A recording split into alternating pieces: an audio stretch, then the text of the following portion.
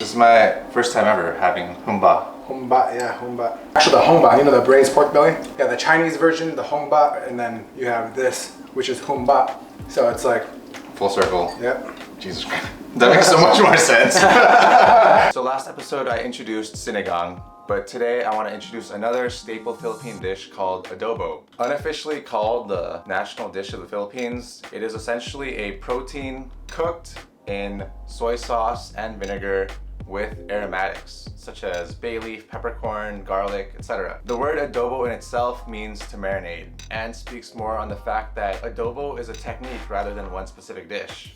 You can adobo pork, shrimp, squid, even vegetables. But the kind that I ate growing up was chicken or pork adobo. The normal way to make it is usually by stewing together whatever protein you want in a pot mixed with these aromatics together. When I moved to the Philippines though, I was shook by the fact that there were so many different types of adobo. Ones that were wet, ones that were dry, ones that were with turmeric, and ones that were with coconut milk. And of course, there are many more that I have not tried or even know about. Today, the version that I will be learning is a Chinese influenced one called humba. Interestingly enough, it is derived from a Chinese dish called hongba. My friend Leevan today will be teaching us how to make this dish. Like my friend before, he is also a trained, talented chef in the Bay Area, and for more context on his background that he'll talk about in the video, his family is from the stretch of islands in the Philippines called the Visayas. In particular, he hails from this small island, Bohol, which is next to the more commonly known island of Cebu. So I'll let Leevan take it away and show us how to make this Visayan Chinese influenced version of adobo. What's up guys? Today I'm with Leevan. Today we're gonna be making adobo. It's kind of like the Visayas, like adobo, a staple in the household. It's called humba. Adobo is essentially a stew cooked in vinegar, and I think from what I've learned being in the Philippines, the vinegar is the most important part. I've never had this Visayan version and I'm not really sure how it's different than like the one I grew up eating. So it's called humba, right? Yeah. And origin it comes from China. China, it's called hongba. Oh, word. So obviously, like, you know, when it came over to the Philippines, it kind of took on like different like ingredients and stuff like that. Yeah. Like the locals made it their own, added their certain touches to it. Yeah. For this one, we're actually just going to be doing it the way that my family cooked it with, you know, just soy sauce, brown sugar, shiitake mushrooms, garlic, and black beans. A classic Chinese one, it would have shaoxing, which is like Chinese rice wine.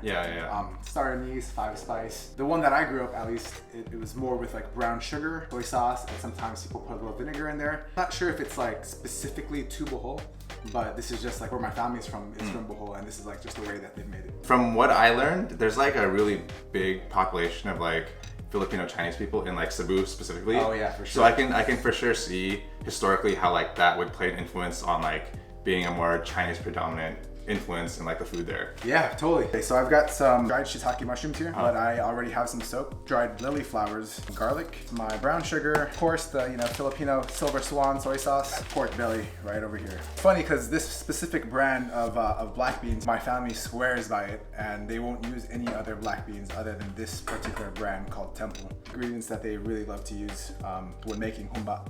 Shall we start cooking? Yeah, let's do it. Okay, cool. Get my garlic, and we're just gonna, we want to keep this whole. We don't really want little pieces of garlic kind of swimming in our stew. We just kind of want that flavor to kind of just get released. Yeah, everybody kind of has their own like style and stuff. You know, some people like to boil their pork. Yeah. Some people like to just like kind of put it on the wok. Yeah. And just kind of like get it brown. Right. So that's what we're gonna do. We're gonna put it on the wok, and we're gonna get it brown for a little bit, and that's gonna help seize the pork belly, so that when you cook it and like stew it, it doesn't just fall apart and break. Oh, interesting. So like firm it up. So I'm just scraping out, like the excess like scum on top, so that when we cook it, all that stuff kind of goes away. This, we're just gonna cut them into about 2-inch cubes. You want them kind of big. Okay. So my mom actually would make this with pork hocks. So she would like make it all the time with that, and for me at the time I never really I liked it, but sometimes the skin kind of got to me because I always thought that was kind of weird. Right. But as like I got older, I was like, skin is like one of the best like pieces of the pork. Yeah, absolutely. So we can transfer this over. I'm gonna start browning it up on the wok. Right now I'm just kind of blending out some of that fat. I'm browning up the pork because you want to have that nice the whole like Maillard reaction with like the browning, the searing, the caramelization. Yeah, you kind of want that flavor. Definitely to come out on this. Yeah. And then also this kind of helps remove that excess oil. So I didn't even like add oil to this pan, and that's just all from like the deli itself. Right. This is definitely not, it's not gonna be sour, right? It's gonna be like definitely more soy, more sweet. Yeah. And then you have like the shiitake mushrooms. Yeah. And that's gonna give it that really like distinct flavor that, you know, that's so common in like Chinese cooking. And then you also said that there's like pineapple too. Yeah, sometimes some people put like the recipes, they'll put pineapple in there, pineapple juice. Yeah. I actually read a recipe where somebody actually put chunks of pineapple. Yeah. And that's, you know, I mean, I don't know, I don't think that was an original Chinese recipe. So I think that was kind of like one of the variations that kind of came out as it was like adopted into the Philippines, possibly. The whole like, you know, family recipe, like you ask your aunts, they're like, oh yeah, you just add like a little bit of this, you add a little bit of that. And if you finish cooking it and it doesn't taste like anything like that, you know, you're like, there's no recipe, right? There really is like no recipe at all. Visiting people in like barangays and like apartments, everything is done very much by hand. Yeah. And that's like the beauty of cooking though, right? It's super like sensory, you know, you're like, you gotta go by the looks, you gotta go by the smell, by the taste, and even like how it sounds, like how the pork is like crackling, like at what point do you do this, or even your garlic. People like to say that it's not an art, but it is an art, you know? So there's no vinegar at all though, as you said. You know, for this one, I'm not gonna add vinegar, but actually I'm gonna taste it at the end, and if I wanna like, if I feel like it needs a little acid, I'll put a little bit in there. Flavor profile of this dish is gonna be more like sweet and salty. Got it. Yeah. My family, my mom doesn't do this step of like rendering the fat out. Yeah. So like the next day when the pot is like left over, all the oil is just like at the top, and you just like mix it with rice, and it's like a solid block, and you're like knocking it, and you're like. That's probably why we were like really chubby kids. No, for sure, dude. That's for sure one of the reasons why I was chubby. Yeah. So what we're gonna do? We're gonna cook the garlic and brown it a little bit, and then we're gonna add the sugar. And that sugar is gonna help caramelize the garlic a little bit, and then we're gonna toss our meat in there, and that's gonna help coat it with that, you know, that garlic flavored like sweetness. And then we're gonna add the soy sauce, and then just let the soy sauce reduce a little bit, and just like seep into the meat until it's all fully absorbed. And then from there, we're gonna put some water in there, and then kind of let it simmer and soften.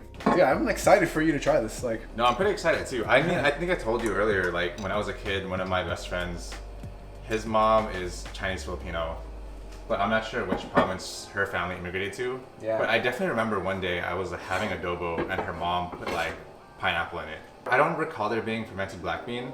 Yeah. But I was like, this is like so different than what I had growing up. Was it like good? Was it like? It was good, but it was more on the sweeter side. I don't know. It just really threw me off when I was a kid. Yeah. So like, I mean, that might have been the humba, you know, adding in my garlic. That's one thing I noticed about Filipino food in general. Is like it's very much about your own personal taste. Yeah. How your family makes it, how your province makes it. Even between those two things, it can be so different. Yeah, for sure. My uncle, he likes to he does it the more Chinese way, I guess, where he puts a little bit of five spice in there, and he'll put like a clove or a star anise, and it kind of has that original Humba recipe, you know, the Chinese Humba.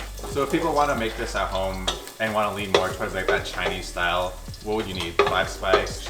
Rice wine, Chinese rice wine, and star anise. Yeah.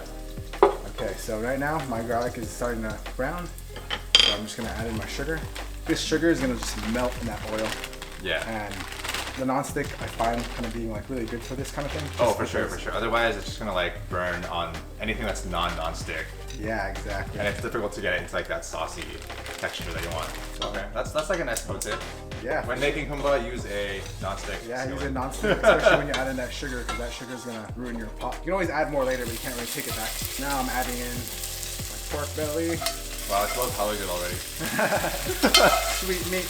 They're like when the garlic like melts together with that brown sugar. Yeah. This is like my first time ever encountering this. It's like the only thing that I know that this dish is in. I've never seen it in like other dishes. Yeah. After the sugar cooks down, mix it with the pork belly until it becomes glazed in that dark brown syrup. Add some of the Silver Swan soy sauce to taste, and then add water, just enough to cover the meat. Last but not least, add the rehydrated shiitake mushrooms for that added depth of flavor, and the dried lily blossoms for the texture. Of course, both of these are entirely up to you. Let the humba boil for 40 minutes or until tender, checking halfway to add the fermented soybeans. Don't add them in the beginning, otherwise the flavor will seep into the water, making the humba extra salty. And while the humba is boiling away, don't forget to make some rice, because if you're not eating this with rice, you're basically not doing it right. It's been great making this. You know, it's really nice to be able to make something that has been passed down from your mother and like their father. And so for sure. I guess the best stamp of approval is when your mother tastes it and she eats it and she's like, this is great. Yeah, absolutely. Like, that's when she can kind of rest at ease knowing that she taught you how to cook well. Hey guys, hope the video was informative and the recipe was really simple to make. As you saw, the only prep you really need to do is pound some garlic, gather ingredients, and cube up some pork belly. To remind you guys, adobo means to marinade. It's a mixture of soy sauce and vinegar, stewed down until the sauce thickens. But when I watched Leevan cook, I noticed that there were some differences between the normal adobo I had and the version that his family made. One of these differences is the fact that they sear the meat off to season it, giving it a more firm texture. And the next part of that entails braising the pork itself rather than putting it in a pot and letting everything simmer down together. The next thing I noticed is that unlike the adobo I had, it's definitely on the sweeter side, and it definitely has that Chinese flavor profile. The shiitake mushrooms, the fermented black beans, the lily blossoms definitely provide a different flavor and texture that was completely new to me. And while we were making it his family's way, he also did say that you can use Sprite or pineapple juice, or pineapples even, in your humba. So give it a try at home. If you aren't into pork, try other proteins like chicken or oxtail, or maybe even a more heartier vegetable. Stay tuned for the next episode where we will revisit the culinary capital of the Philippines, Pampanga, once again, and we will be learning how to make one of my favorite dishes ever, probably one of my deathbed meals of kare kare.